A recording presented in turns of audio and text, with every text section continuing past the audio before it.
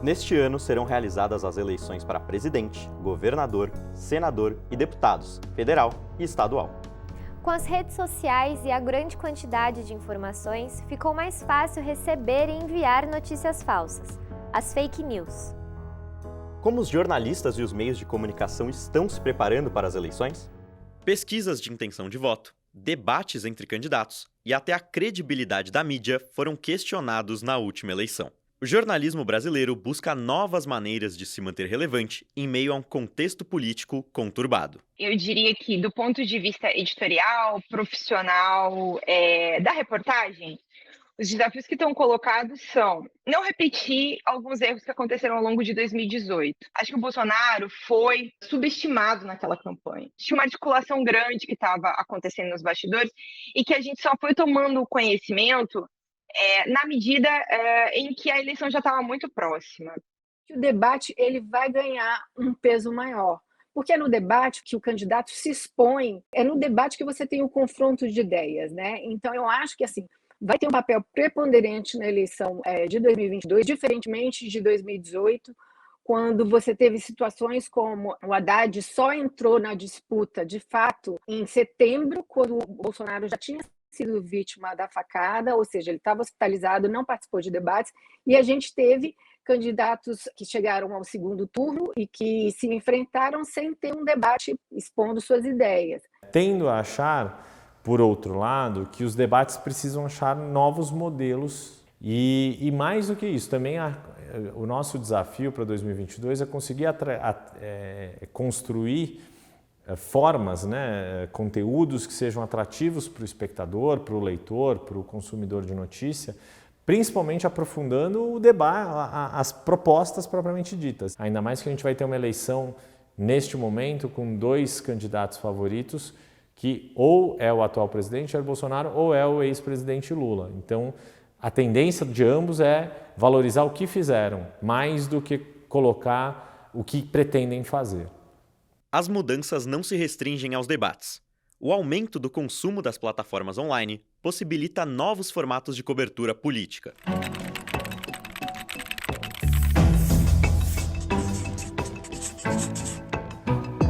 Eu acho que o podcast, para mim, foi uma experiência de contar a história grande. Essas pessoas, na medida em que você pode ouvi-las no podcast, elas têm lá a personalidade delas. E não é só o que elas dizem, mas a maneira como elas falam, o que elas falam, que é bastante reveladora sobre quem essas pessoas são. E aí eu acho que a história ganhou uma força por isso também. Porque eu contei, mas eles contaram, junto comigo, de alguma maneira.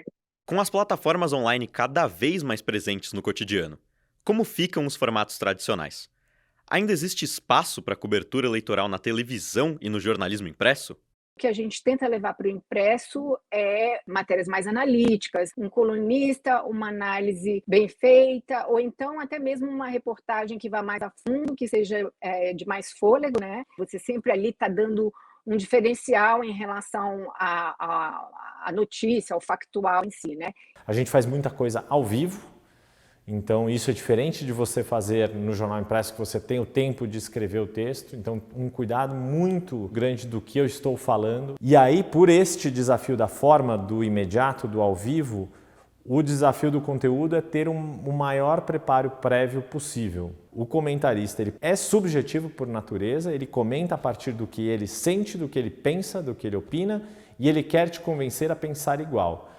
O analista ele tem um olhar bem mais objetivo, ele é essencialmente baseado nos fatos, nos elementos concretos que estão colocados, e isso leva a dizer que o saldo seria esse ou aquele, e você pode concordar ou discordar do saldo que eu observei com essa análise. O Tribunal Superior Eleitoral também está agindo.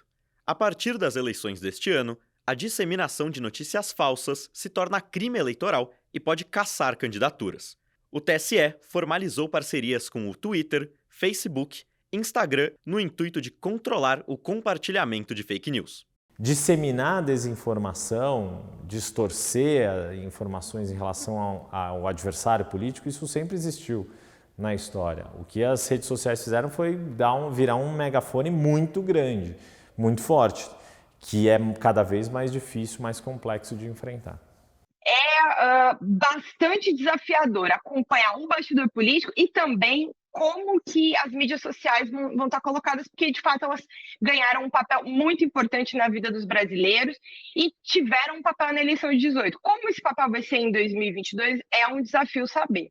Muito recentemente, teve um estudo da Universidade de Oxford que mostrou que de 2017 para 2019 aumentou em 150% a lista de países que tiveram processos políticos prejudicados, afetados pela disseminação de notícias falsas. Essa expressão, ela é uma expressão que é problemática. A gente deveria usar outras designações para falar sobre o que é desinformação. Porque a expressão, ela caiu na moda, mas ela é usada de maneira equivocada. Qualquer político adora dizer que qualquer trabalho da imprensa é fake news. Mesmo que você tenha tudo documentado, tudo respondido, tudo muito certinho, eu mesma já recebi esse tipo de acusação. Esse jornalismo feito com esses princípios éticos e profissionais tem sido questionado, muitas vezes de uma forma injusta, por vezes de forma justa, sim, a crítica é válida. E o nosso desafio é fazer esse combate. Se algum político faz uma colocação estapafúrdia ou sem evidência científica que há em base, o nosso papel como jornalista é colocar. É isso que nos faz termos mais credibilidade, ainda que sejamos acusados de, com isso, estarmos perdendo credibilidade ou de não sermos imparciais, etc.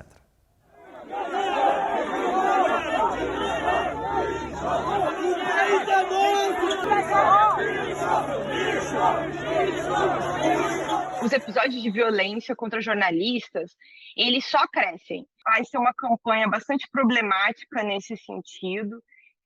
Temo pela segurança dos colegas que trabalham no dia a dia na rua. Eu acho que isso é quase uma nova forma de censura, porque o jornalista ele faz isso por também um amor à profissão e a vontade que a verdade venha à tona, mas será que da próxima vez ele vai ter a mesma garra, a mesma vontade de trabalhar dessa forma? Ou será que ele vai tentar, não, eu vou fazer uma coisa um pouco mais moderada para evitar qualquer tipo de polêmica? Falando em polêmica, a invasão ao Capitólio nos Estados Unidos, em 2021, apresentou novas preocupações aos jornalistas. O que mais me chama atenção nesse vídeo do Trump aí é que ele manda as pessoas irem para casa concordando com elas, né? Então, assim, eu entendo que você está frustrado, você até tem razão de estar aqui, né? Mas tem que ir para casa por conta da manutenção da ordem, para ninguém se machucar, mas o tempo todo dizendo que a eleição foi fraudada mesmo. No Brasil, quando vai terminar a cobertura eleitoral deste ano?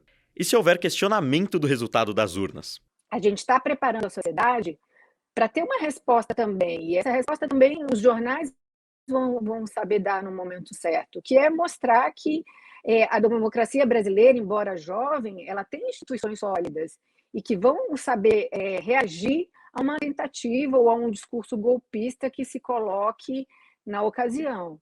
Seja um governo reeleito, seja um novo governo, depois você tem toda a cobertura de transição, então você não tem mais a cobertura eleitoral em si da disputa do voto e da campanha, mas tem toda uma consequência, toda uma sequência de cobertura atrelada ao resultado eleitoral que se estende ali ao longo do mês de novembro, de dezembro, do novo mandato que se inicia em janeiro de 2023.